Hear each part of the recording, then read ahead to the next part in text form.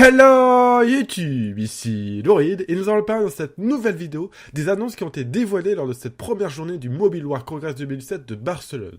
Après le LG G6 ou encore le BlackBerry K1 qui ont été dévoilés quelques heures avant l'ouverture du salon, nous allons maintenant parler et détailler des annonces de la première journée du MWC.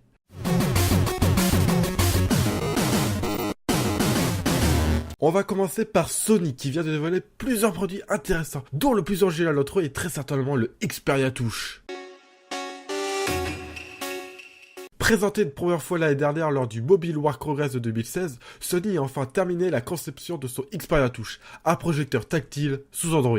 Ce petit boîtier va projeter une image sur n'importe quelle surface, du mur à la table. La diagonale projetée dépend de la distance à laquelle vous mettez le projecteur.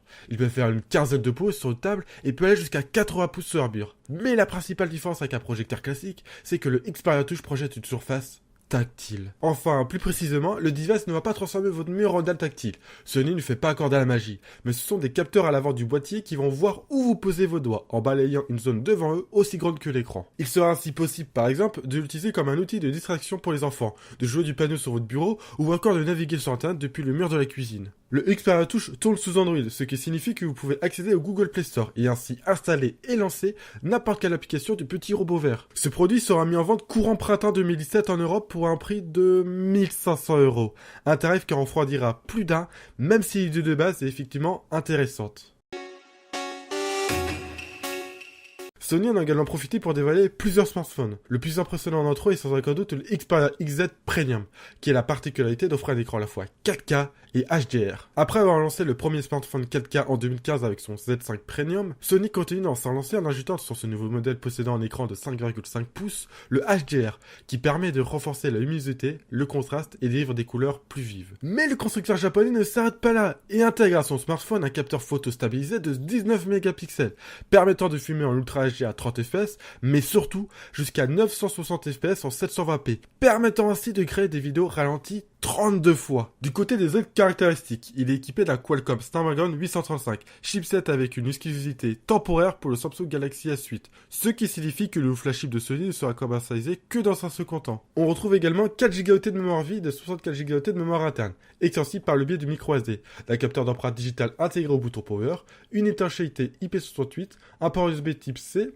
et d'une batterie de 3230 mAh, compatible avec la recharge rapide QuickCharge 3.0 de Qualcomm. Malheureusement pour nous, Sony n'a pas encore dévoilé une date de lancement ou de prix, mais ce dernier risque d'être salé vu les technologies embarquées. Alcatel aussi en a profité pour dévoiler plusieurs smartphones, mais le plus intéressant d'entre eux est sans aucun doute le A5 LED, un téléphone équipé d'une coque recouverte d'une dalle LED qui permet d'afficher des notifications visuelles, mais aussi des motifs et des thèmes que vous pourrez composer selon votre inspiration. Entrée de gamme oblige, celui-ci est équipé d'un écran HD de 5 pouces, d'une batterie d'une capacité de 2800 mAh et il est propulsé par un processeur MediaTek MT6753 et couplé à 2 Go de mémoire vive. Du côté photo, on retrouve un capteur de 8 mégapixels à l'arrière et de 5 mégapixels à l'avant. Il sera disponible au mois de mai en Europe pour un prix de 189 €. Cette vidéo récapitulative sur les annonces de la première journée du Mobile World Congress 2007 est maintenant terminée. J'espère qu'elle vous a plu. N'oubliez pas le pouce bleu en dessous de la vidéo pour aider au référencement et à vous abonner pour me soutenir. Sur ce, ciao YouTube et à très bientôt pour une prochaine vidéo.